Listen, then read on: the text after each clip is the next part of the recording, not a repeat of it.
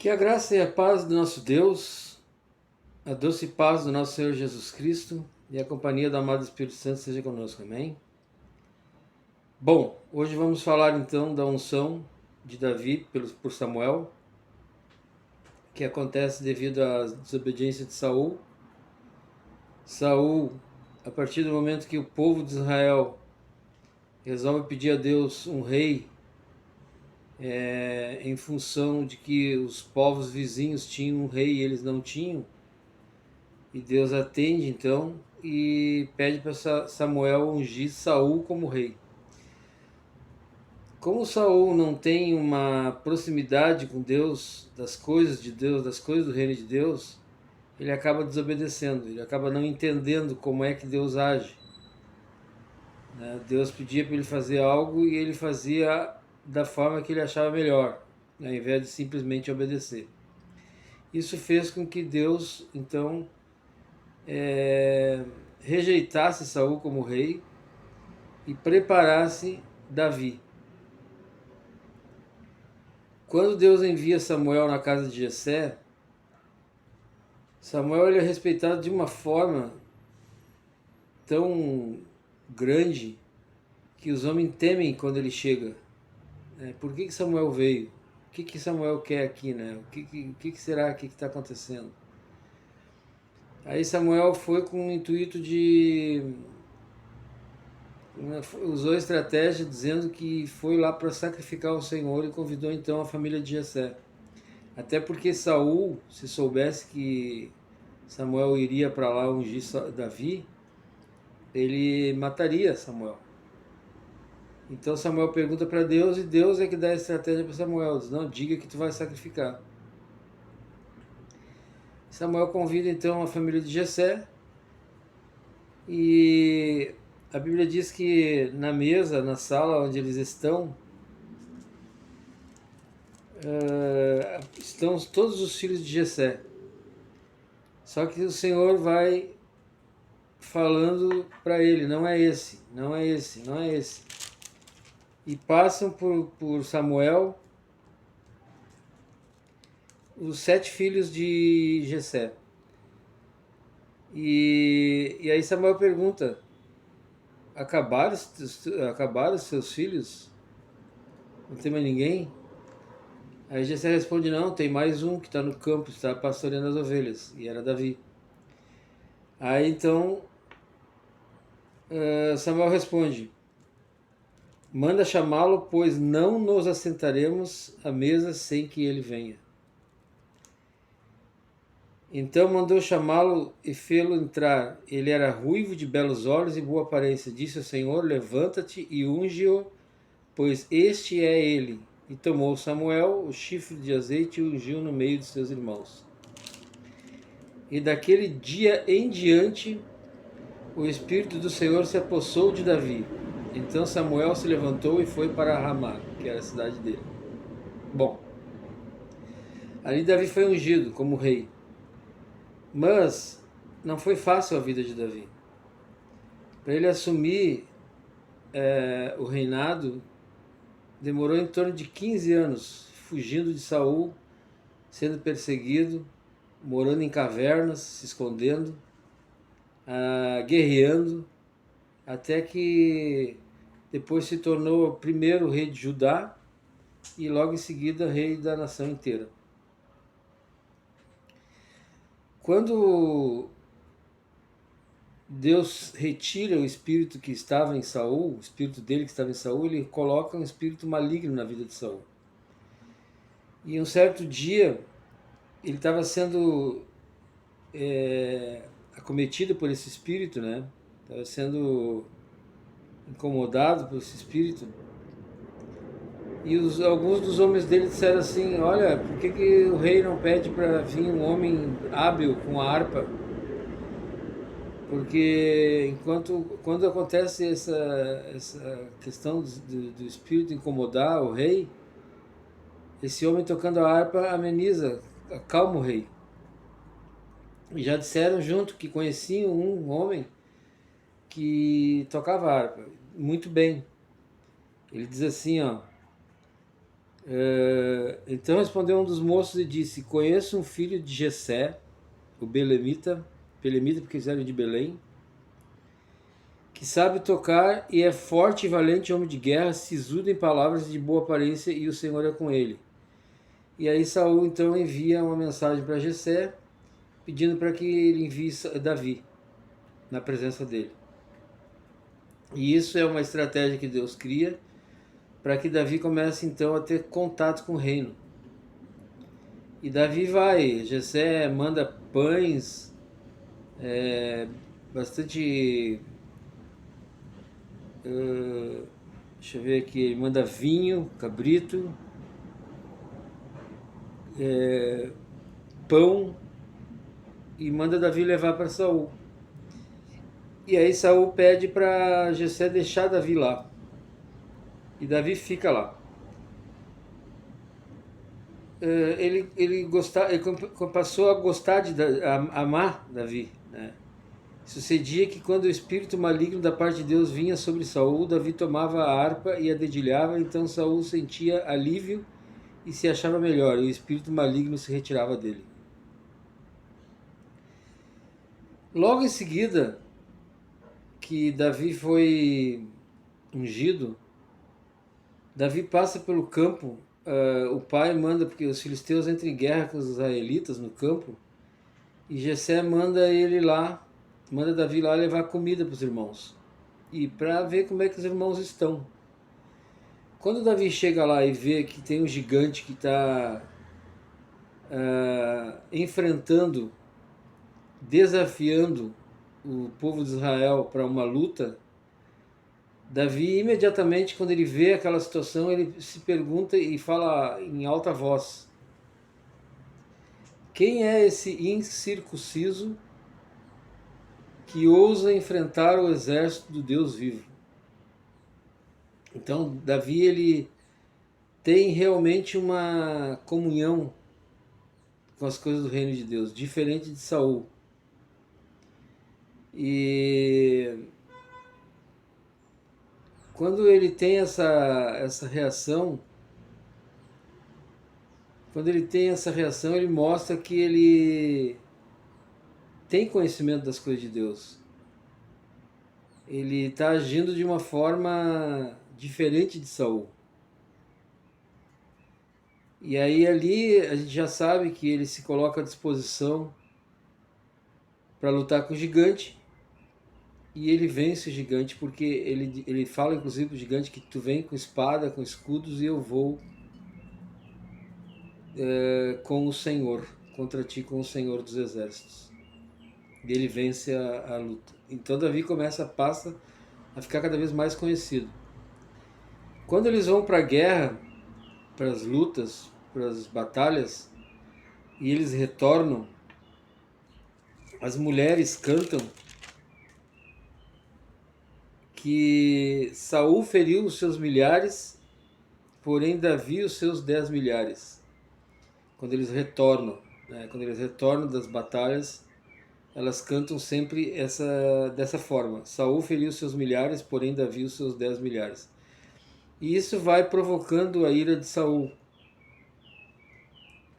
E algumas vezes Saul tenta matar Davi de uma forma covarde, né? Porque Davi ele está tocando harpa e ele simplesmente pega a lança e joga contra Davi. Quando aquele espírito maligno se aposta de Saul, ele tenta matar Davi. E aqui diz assim, ó: no dia seguinte, um espírito maligno da parte de Deus se apossou de Saul, que teve uma crise de raiva em casa. E Davi, como nos outros dias, dedilhava a harpa. Saul, porém, trazia na mão uma lança que arrojou, dizendo: encravarei a Davi na parede, porém Davi se desviou dele por duas vezes. E Saul temia a Davi, porque o Senhor era com esse e se tinha retirado de Saul. Pelo que o Saul o afastou de si e o pôs por chefes de 1000. Ele fazia saídas e entradas militares diante do povo, Davi lograva bom êxito em todos os seus empreendimentos, pois o Senhor era com ele. Então, vendo Saul que Davi lograva bom êxito, tinha medo dele. Porém, todo Israel e Judá amavam Davi porquanto fazia saídas e entradas militares diante deles. E agora Saul, tenta matar Davi pela astúcia. Ele oferece uma filha para Davi, para casar, se Davi vencesse, trouxesse. Deixa eu ver aqui.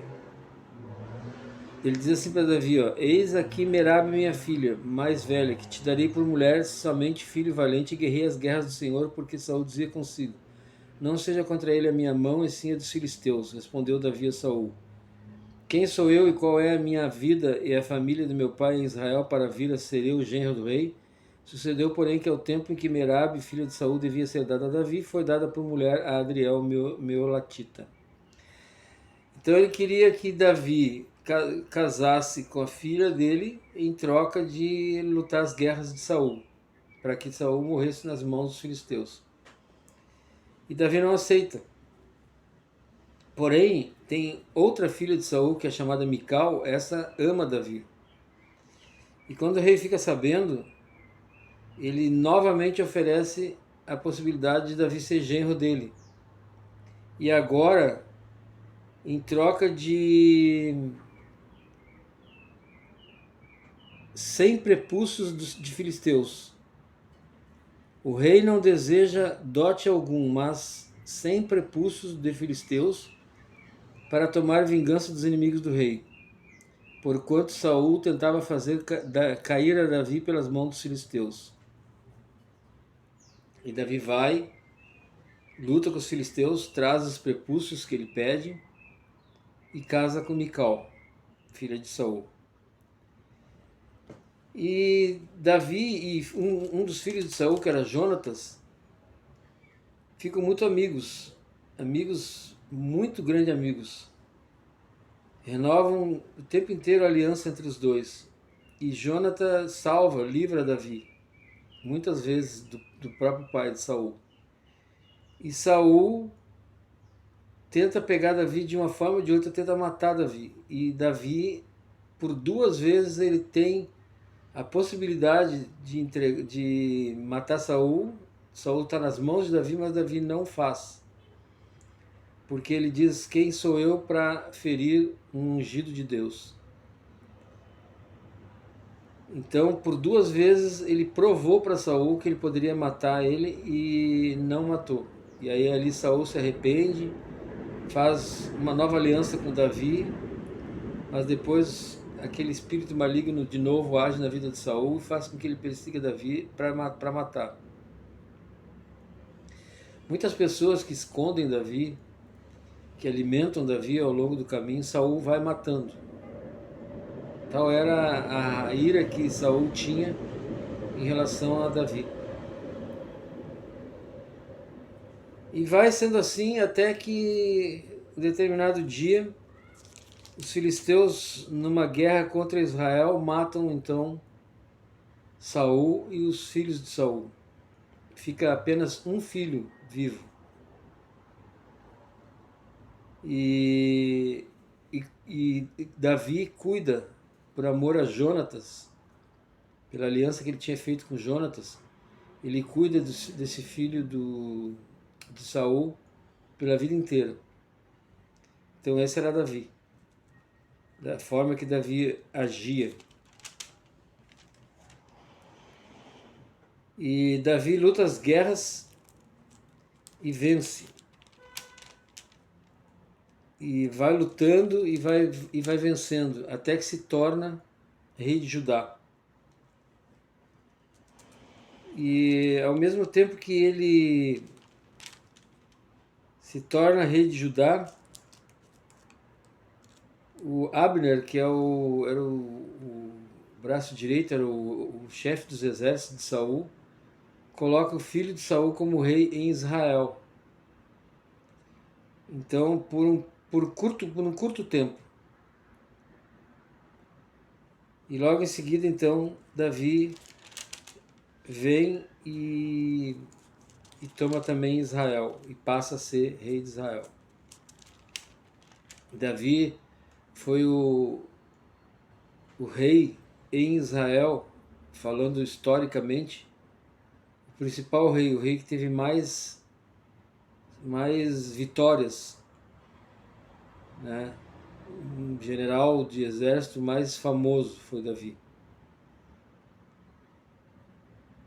Então, depois da morte de Saul, voltando Davi da derrota dos amalequitas, estando já 2 dias em Ziclag, sucedeu ao terceiro dia aparecer no arraial de Saul um homem com vestes rotas e terra sobre a cabeça. Em chegando ele a Davi, inclinou-se, lançando em terra, perguntou-lhe Davi: De onde vens? Ele respondeu: Fugi do arraial de Israel.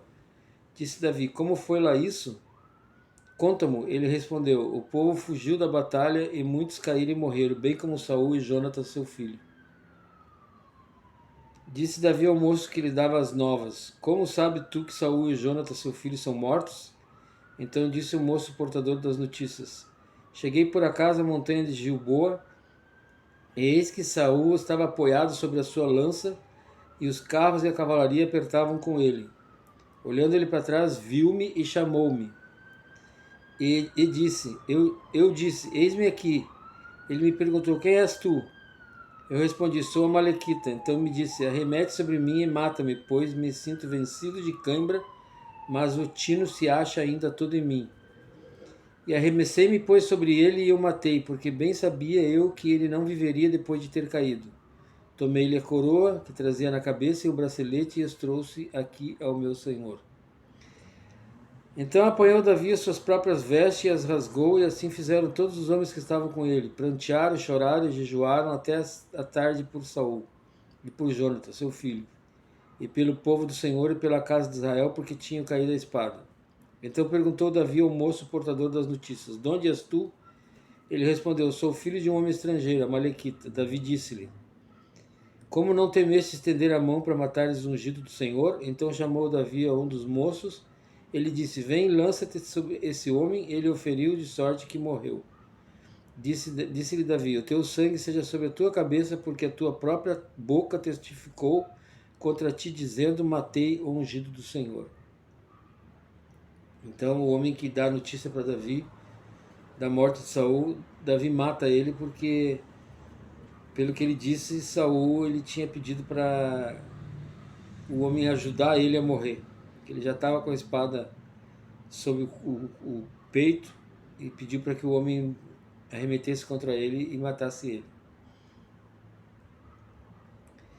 E aí Davi chora então a morte de Jonatas e é aclamado rei de Judá. E Isbosete era o nome do filho de Saul, o que ficou vivo. E aí Davi cuida dele até durante a vida inteira. Bom, essa é a história, uma parte da história de Davi.